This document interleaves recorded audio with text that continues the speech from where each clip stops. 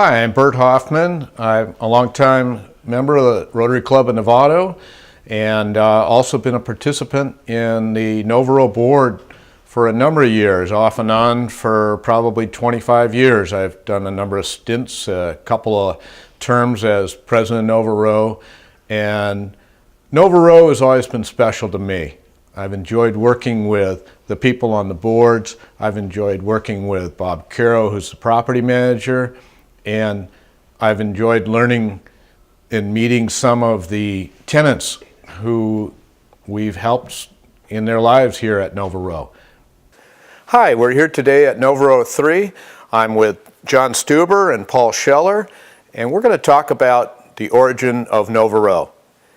When I was originally on the board many years ago, I really wanted to understand what was Novato all about, so I could make decisions that were appropriate to the spirit of Novato, and I'd have a better understanding what they were thinking about when they originally created Novato. So with that being said, John, can you take us back and walk us through the origin of Novato and tell us what were you guys thinking about at the beginning, how this all started? Okay, the idea of Novato itself was the genesis of a meeting in Sonoma County, Sonoma State University, actually. It was I believe 1972, when we had a district conference up there. Rube and I went up together. He was incoming president, and I was the incoming chairman of community development.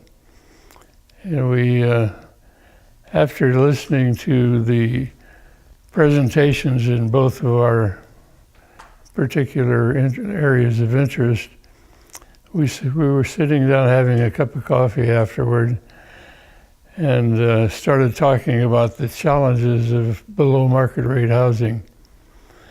I think it was called BMR at the time. And we came to the conclusion that a lot of almost 100% of the activity in that field was based on government assistance, federal government assistance. And the process was pretty complicated, time-consuming, and expensive. We asked each other, why do we send $1 to Washington, D.C., get back 50 cents that we can use for actual construction? And why couldn't we do it locally?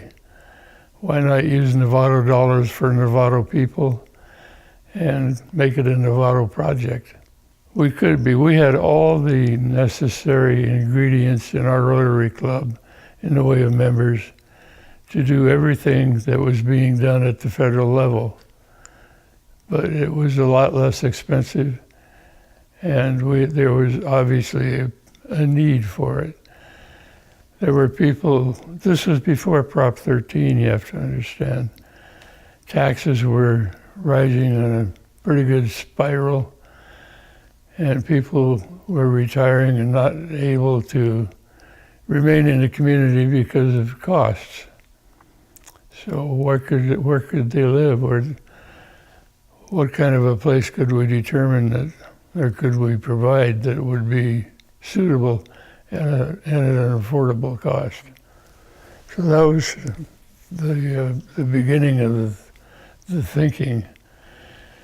We came back to the club, and between Ruben and myself, we contacted every single member of the club to be sure that it was something that they would be amenable to. There were, I believe, about 60 members at the time. And to a person, they all agreed that it was something they could support. We knew this before we brought it to the club for approval. Every single member of the club signed up to be a participant. And we knew this before we began. Then we needed, of course, to find a piece of property.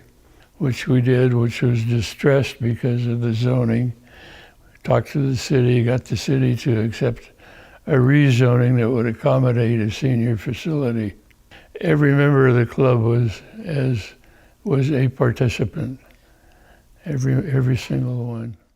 I'm here with Paul Kaler, son of Rube Kaler, one of the founders of Novato. Take us back to, tell us a little bit about Rube when you were growing up or when he was originally involved in Novato and Rotary. Sure, I'd love to. He was a great man, and I was very fortunate to be his son and have him as a father. He was a very attentive family man. The roots of the thought process in developing Novato, which we're speaking of specifically today, go back to his youth in Minnesota. He grew up in a small town, Walnut Grove, outside Minneapolis. Mm-hmm. His father had a hardware store there, and so he would get up every morning about 4 or 5 o'clock and warm up the house so that his father could get up and go get the chickens. The reason I bring that up is back in Minnesota they would have what was called a barn raising. Mm-hmm. And so the community would get together when one of the farmers wanted to put up a barn, and they'd have a Saturday party and literally raise the barn. They would then share with each other, the labor, the food. It'd become a big party.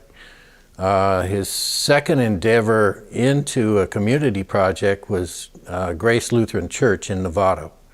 And so he took the barn raising approach to weekend labor from the congregation to construct the church. So they literally built the church on borrowed labor, and then the second project was the parish of Grace Lutheran Church, and they did the same type of thing. Later on, probably 15, 20 years later, he did the Boys Club of Novato the same way, putting together labor from his construction crew, of which I was a part. We would volunteer and work on Saturdays, and just from the community, and they built an entire gymnasium and the entire boys club once again with labor. So this perpetuated into the concept of Novato, one of his greatest talents, which was rallying the crews. It's very hard to get people to work out on weekends and spare time on their own, and as I say, his ability to get the volunteers to show up was probably the cause of the success, or one of the basic reasons the project was so successful. All right, so we talked a lot about what Ruben did for work and all. What did Ruben do for fun? That pretty much socially, that with Rotary, golf, and flying, that kept him pretty busy. Well, I'll bet. Yeah. That and raising a nice family and, building a great community around him. Well, thank you for your time coming up to meet with us, Paul, and tell us a little bit more about your father. Yeah, I'm really proud of him, and do anything for him today. Yeah. One of the things you touched on was how you got Novato going, and of course it took capital. So how much did you guys really have to borrow? It's kind of hard to understand in today's terms. Was it $100,000 or $500,000, or what did it really take to get Novato going? Pretty close. It was $250,000 to $300,000. $200,000. That's what the seed money took. It was, I think, close to $300,000. Yeah. From the bank, yeah. But Ruben backed up a lot of that too. Yeah. You were building a lot of things around town, so you had a lot of experience in that area. What did it take to get Novato started? Ruben and I had worked on some other below market rate, as I mentioned before, so we were pretty well familiar with all the process necessary for federal participation. And that's really what caused us to try to avoid that. We thought we could do it a lot better, a lot less expense, and a better product. Wayne was on the council, I'm sure, and I know he was the first mayor of Novato. He, I'm sure, was helpful in getting this thing going from a political side and from the side of the city. What other people were helpful to get this thing going in that regard? Once we were convinced that the club would support the project, we had to find the property. And the site for Novato 1, it was distressed because of the zoning. As I mentioned, we went to the city, got the zoning change, and Wayne Womack, as I recall, was very instrumental in getting the property signed over to the Rotary Club, because the owners couldn't move. It was trapped in the zoning code. Yeah. Alan Dunham was the project architect. We actually had participation from the sanitary district and the water district personnel. They participated in some of the construction on a voluntary basis. A real community effort then. Yeah. One of the clubs gave us a piano every member of the club participated in Unit 1, certainly, most in Unit 2 and 3. You know, Alan Dunham was instrumental too in all these projects. We're here today with Alan Dunham, talk a little bit more about the creation of Novato. Alan, how'd you feel about Novato and when you first got involved? Tell us a little, take us back to that time when this began. New in town, and I'd got involved in some of the civic activities, and of course those include Rotarians, and I met I think John Stuber, and he was talking about this, and somehow I said, it sounds interesting. Is there any way I can help? And one thing led to another, and I was selected to be the architect, and had never done a senior housing before. And so they told me about how they had wanted to provide housing for the elderly, basically the women in Novato that wanted to stay, but for various reasons could not, financial and so forth. So, so I thought, what a nice idea. And they had been working on acquiring a piece of property, had a situation where they could keep the land until they had a use for it. So I started looking at the various senior housing projects around the county and talking to various people, and discovered that yes, the majority of the people would be females, widow, single, and then studying more about the needs of seniors. And at that time, I think I was in my mid-30s, so it wasn't really an active, my environment was not surrounded by people who were retired. So I used a lot of resources. Martin Mackey was in charge of the Ecumenical Housing Association, and they had built a couple of senior homes in Marin County, and so I used him as a resource. A few of the things that came out was that, number one, there would be mainly women. Number two, the single. It wasn't restricted to singles, but that was the need. The other thing was a little bit about the seniors living, and one of them was that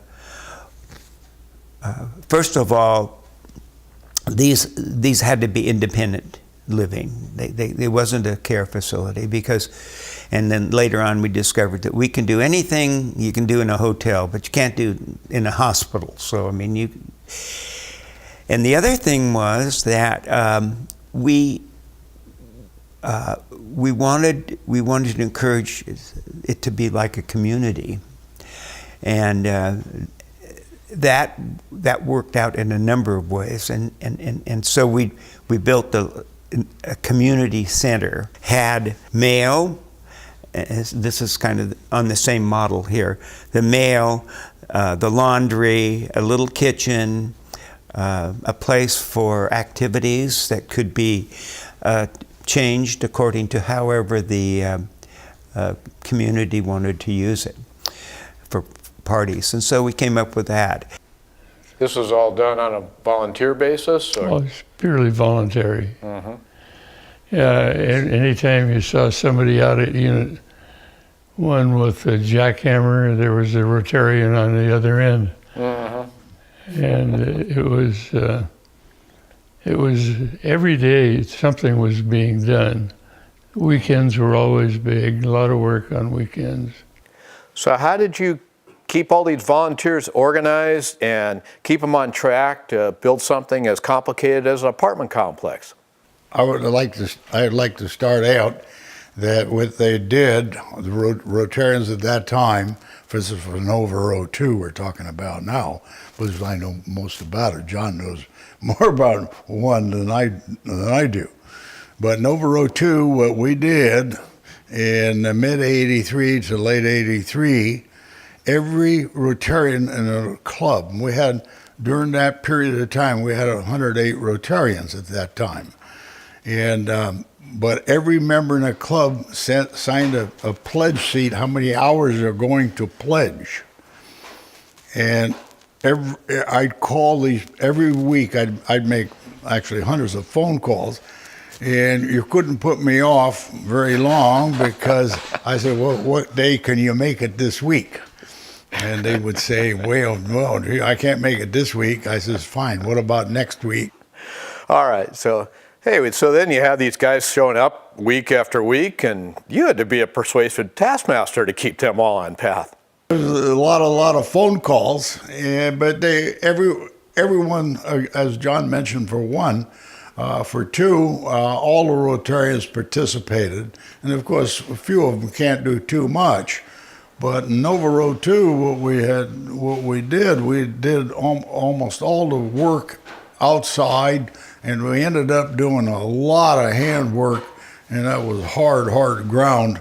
The buildings were going up, but we had to do the leveling area for the concrete and all that. And we did all the painting, on all the painting in Novato 2, which is a lot of painting. We had really probably a couple thousand hours of Rotarian time, which I think is worth maybe 1,500 hours, 2,000. We're not exact. I never added it up. I've got it all down what each Rotarian put in, how many hours. But it was worth probably $150,000, $200,000. Oh yeah. Savings in building it. Yeah. Yes, I would like to say that, and he's got to be mentioned, is Lee Gerner. Lee Gerner did all the landscaping at Novato 2. And what is there today is almost all Lee Gerner stuff. And he did it physically, he designed it and did it physically himself. Just an amazing man. I would like to add one thing about Novato 2.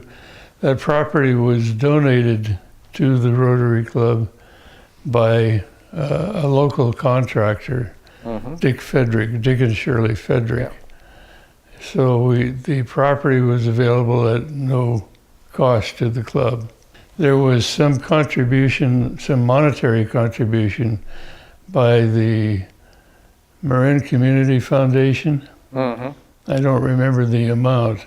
Yeah. But it helped get us through the construction period. As a grant? As a grant. We didn't have any grants on Unit 1, and I'm not sure about all the grants that were associated with Unit 3, where we are now. Yeah, there were significant grants involved in Novato 3. You'd have to talk to Bob Caro about that. Yeah.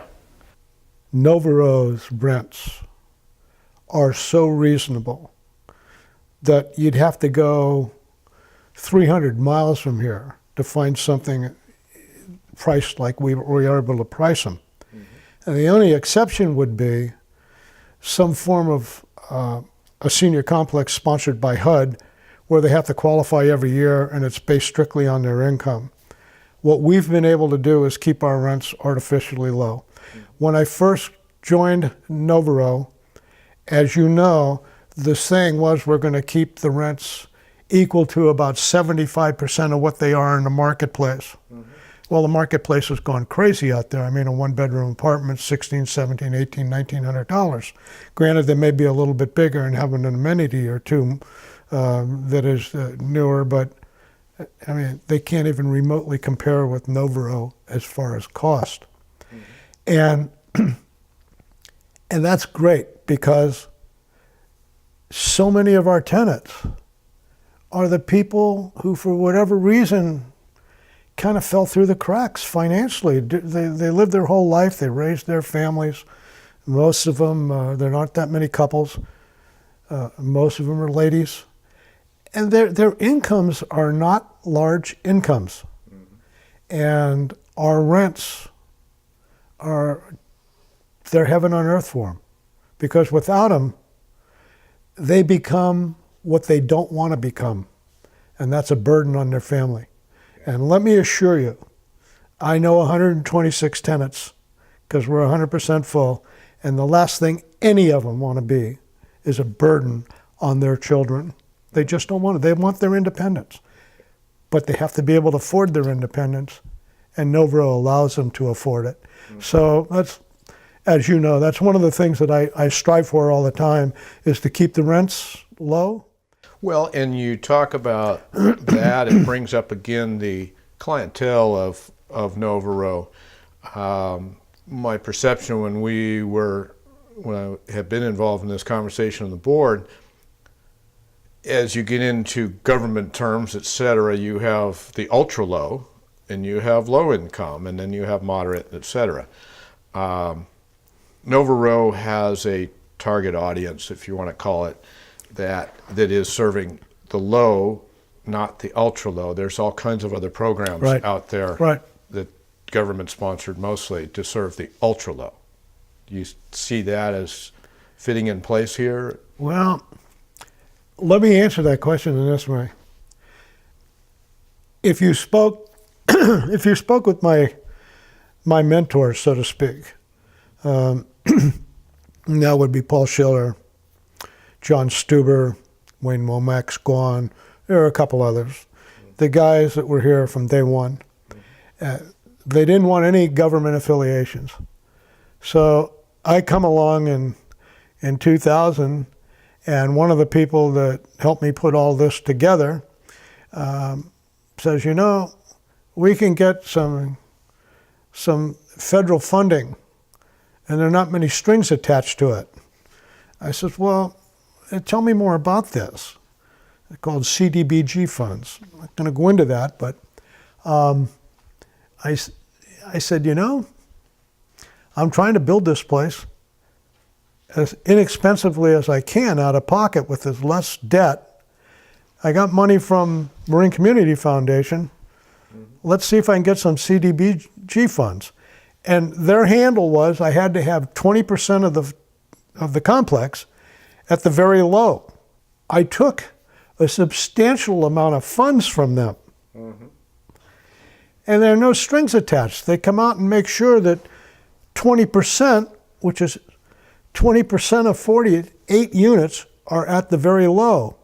Well, when they come out here, I can show, you can look at all 40 of them because all 40 of our tenants are at the very low. So how many units did you create at Novato 1 and then Novato 2? We know, of course, that Novato 3 was 40 units. Yes, Novato 1 was 30 units. 30, right. Number 2 was 56 units, 3 buildings. Yep. And I'd like to also, it was very important in number 2, Fred Rugg did almost all the hustling up of the financing that we got for it and everything else. Similar to what Bob did, except Bob and Novato 3. That was one of the toughest things I ever saw, what Bob had to go through for the financing, which turned out to be super financing, very, very difficult, what he had to do. And I'm sure you had to have approvals from those other significant people in your life. Edna had to sign off on this, I'm sure, and later Rena, I know she was very helpful in the time, and she later became a Rotarian when women were involved in Rotary.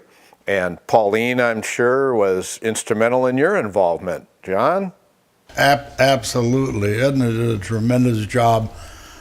She would like to, on all our work parties on the weekends, we'd always have food, and she was very, very good at getting us food and good food.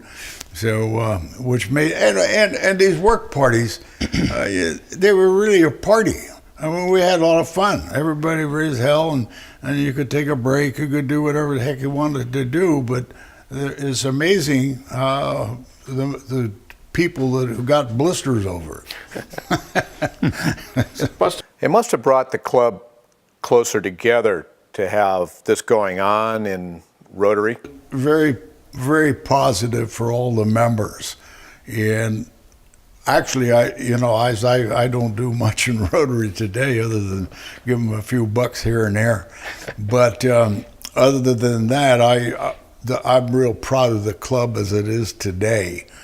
And I think a lot of that has been in Novato Rotary from the day one, Clark Palmer. Novato was originally created as a product of Rotary, but over the years it's become a lot more self-sufficient. How do you see Novato changing or evolving going on into the future? Well, Novato is, as you are aware, is a separate corporation, and I think the original bylaws set it up such that it's been successful in its own right. It has kept pace with time. We've made improvements, especially in Novato 1, over the years that have been to the benefit of the occupants. It is strictly a volunteer basis, as you mentioned. For some reason or another, that seems to be a very desirable component. Everybody tries hard, and it's just been outstandingly successful. Okay. We're very grateful to the Novato Corporation. As I personally knew quite a few people originally that moved in, Novato people. Yeah. And these were people that worked hard all their life but didn't make a lot of money. And they lived in houses that were being priced out of. And it was so gratifying to see these people get nice housing and that they could afford. Yeah. And it's the same today. And actually, probably the way things are going, probably have to build a lot more of them. I don't think I'll ever get over this attitude. I love every minute I'm here. And I thank the Lord. I said, thank you, dear Jesus, for this day. This is the day the Lord hath made. We will be glad and rejoice in it. And I'm glad I'm here.